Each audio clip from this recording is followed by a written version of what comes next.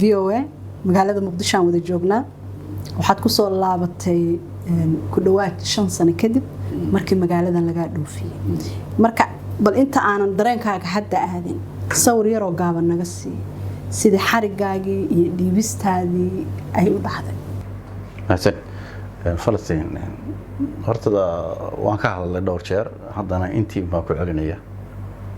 أنا waxaan joogay magaalada Muqdisho muddo waan deganaa marka waxa kale oo iyadana reer ii deganaa gaalkacyo أنا marka intaan ka safray Muqdisho waxaan tagay gaalkacyo xaafadayda maana tagin hotel baan yaan degay oo kaliya hotelkii aan degay baa habeenkii waqti aan malahayo 9 fiidnimo ka horreysay yaa lagu soo weeraray albaabka lagu garaacay albaabkii waan furay anoo garanaya in ay mushkiladu taagantay sida loo garaacay xaaladdu sida ay tahay anigu oo dareemay inaan runtii wax walba mudan karo oo aan nin ahaa xog iska hayo dawlad la dagaalamo Itoobiya la yiraahdo Itoobiyana wadanka ay maamusho mandaqada yar iyadoo ay dhamaantood kontarosh inay jiraan wadanka isaga talagashanay hatta Muqdisho laftigeeda saameyn culus way ku lahayd dawlad goboleedyada saameyn badan bay ku lahayd marka waan runtii waa fiiga laakiin haddana ma qalabaysnayn anoo marka taa ogba yaan furay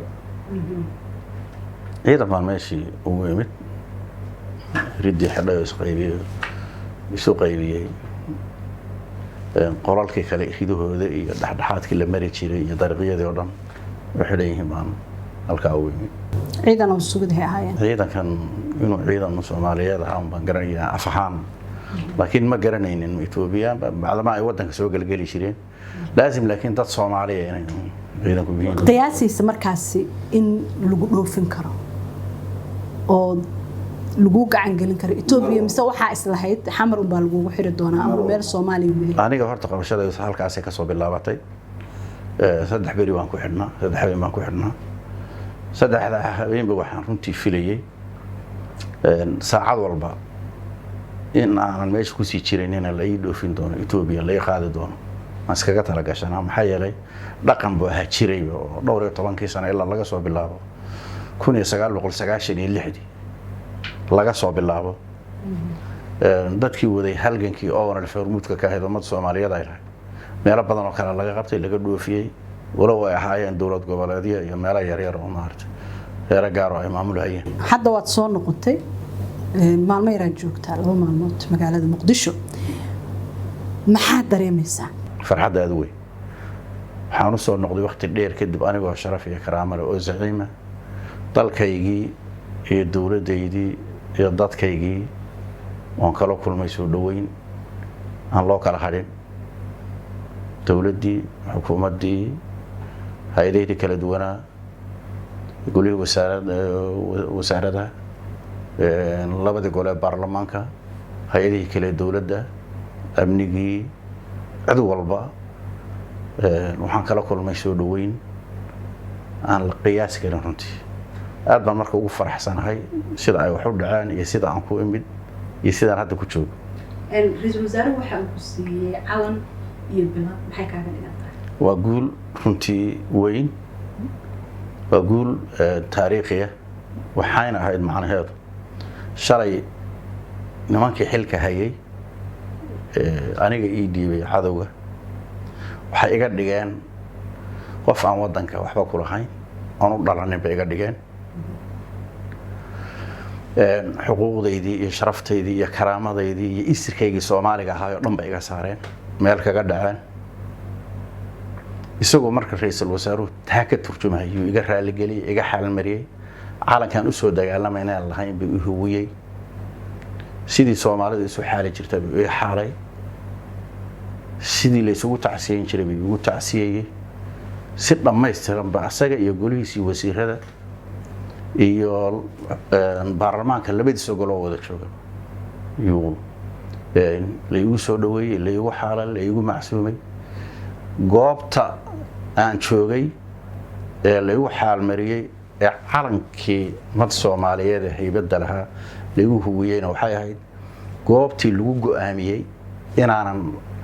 inaan ahay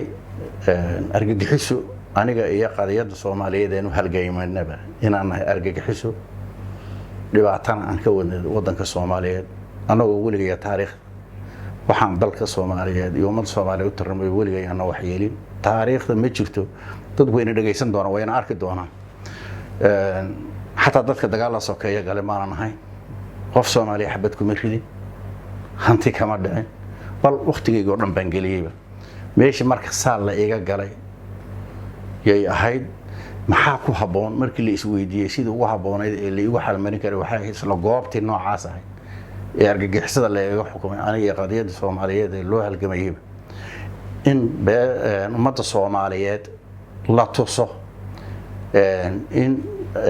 meeshaasna lagu xaalo meel kale oo dhan waxa ka muhiimsan goobta laftigeeda ma ku bogsiisay taas oo dhaawacii xarigaaga iyo dhiibistaadii ma bogsiisay mar horaan Falastiin anu waan qanacsanaa xabsiga anigoo ku jira waxaan ogaaday in la ii hiiliyay runtii markaan xabsi ka soo baxay baan taa sheegay anoo xuquuqdaysan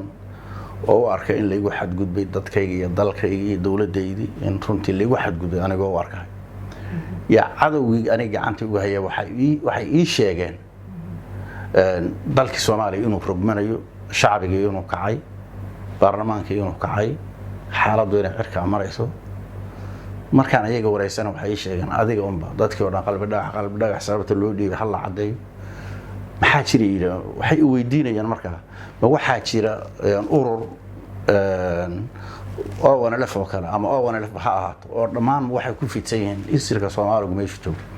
min Djibouti ilaa NFD ma waxaa jira dad isku xiran oo organization oo dadka kiciyay oo dareenkooda hal mar iyo baarlamaanka iyo siyaasiga iyo aqoonti hal mar kiciyay ma jira maxay tahay sababta waxaan heerka ay u gaadhay arintu bay weydiiyeen waxa ahayd nin jabhada oo dagaalamayo oo duur ku jiraadahay oo xaaladdu mar walba geeriyo nolol u dhaxeeya dadka maadan raashin siineen maadan u shaqeyneen maadan wax dhisaynin mushaar maadan bixinin maxaa dareenka inta leeg dadka gaarsiiyay bay weydiiyeen inta ii waramayeen ayaan waxaan gaaray farxad heerkeeda aan la qiyaasi karin oo gartay markuu ilaaladii xabsiga lagu hayay Itoobiya halkii aniga xabsiga igu iman jiray hayay mas'uulka ka xabsiyada ayaa iiga waramay xaaladan xilligaas qulubtaydu waan qancay runtii waxaan dareemay farxad aad u weyn waxaan dareemay ehelkaygii iyo Soomaali oo yaani waxaan arkay hal qoys ah oo inaan nahay waana nahay runtii hadda waxa la ii sheegay in imaatinkaagii caqabado ay ku timid markii hore aad imaanismo waxa jira wax caqabado ah oo imaatinkaagii magaalada Muqdisho soo muuqday وما سنت وسؤال وسوي إن لي ويديو سان أجنهاي وحياة إذن عن إمادو معلنتي خميستي هاي دولة ده والله الحكومة فرماتشة قولة ديس رحنا حلقي سودان ماضي هذا وقت يروسي أرتيا إنه ماشى كبح حي قاتين قانا إن أنا وطن إيمانين حا مركا الله أمري diyaaradaha ka soo duuraya Nairobi inayna aniga soo qaadin amarkaas la bixiyay si ku ogaatay ma ogeyn markii hore aniga Nairobi uma soo goosan tigidhka waxaan rabay intaanan Muqdisho imanin Kismaayo dad ehelkayga oo meel u socday joogan inaan sii maro iyaga aan la kulmo aan la dardaarmo aan bixiyo diyaaradan marka dambe aan hadana sida ku soo aado nasiib wanaag marka meeshii ay iga filayeen in diyaaradaas aan isla kadeedano oo dhaado kuma qaadayno aniga waan ka leexday mana ogi markaan ka leexanahay si daacad aan uga leexday oo qaraabi ehelkeen aan babixiya salaamo oo muddo aan sarag markaan ka degay airportka Kismaayo yaa waxa la ii sheegay in amar la bixiyay xalay fiidkii diyaarad keeni karta Cabdikariin Sheekh Muuse qalbi dhagax diyaarad keeni karta xamar inayna jirin diyaaradda keentana lagala noqonayo ruqsad yaa la ii sheegay wixtaanaan sameeyay waxaan ogaaday arrintaas inay xaqiiqo tahay markay ogaadeen inaan Kismaayo ka degay waxaa la qaatay go'aana inaan wax duulimaado inayna Kismaayo inayna u bixin laba diyaaradood baa u bixi jiray sida xogta ku helay labadii diyaaradood mid markii dambe waxay u baxday rakaabka dadkii iska reer Kismaayo intay iska dajisay buu hoodlay u baxday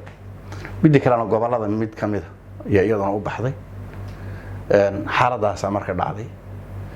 runtii waxyeelada iyo dhibaatada marka see ku timid dhibaatada iyo waxyeeladu dalkan iyo jawrka lagu falay waxaana qofkii lagu bilaabay waxaana rajaynayaa inaanay qofkii ugu dambeeyay haddana lagu jawr falay ee la xumeeyay in la ii diido dalkayga mar kale inaan soo galo kay ku bilaabatay baan ahay kay ku soo gabagabowdayna aniga ah waxaan ku imid dadaal dheer oo ay xukuumadda iyo ra'iisul wasaaraha ay galeen yaa waxaa la ogolaaday in falaayadii ay Kismaayo in ay aadaan meeshoodii Kismaayo in loo duulo waqti gaaban oo 4 galabnimo wax kala oo wax dhiman aan dhaho wax dhiman diyaarad halka timid rakaab siday rakaabkii saaka laga dajiyay airportka laga dajiyay oo mali iska dhooban ee soo qaadan halkaas ay keeneen taas aan soo raacay sidaas aan ku imid xilli adagaa timid oo doorashadu way dhacaysaa saacada kadib dad badan waxay u arkaan in imaatinkaaga uu yahay olole lagaga soo horjeedo dib doorashada madaxweynaha hadda joogaahi uu rabo iyo ra'iisul wasaarihii hore Xasan Cali Khayre oo isna musharax ah in aad u timid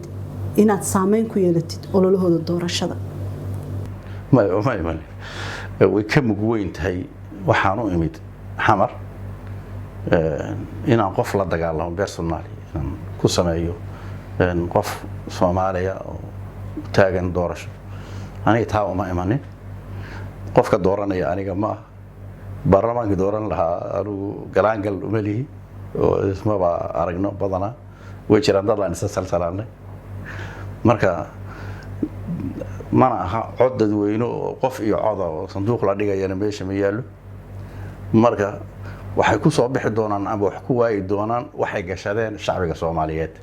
iyo kalsoonida ay ka haystaan ayaa ama ku soo bixi doonaan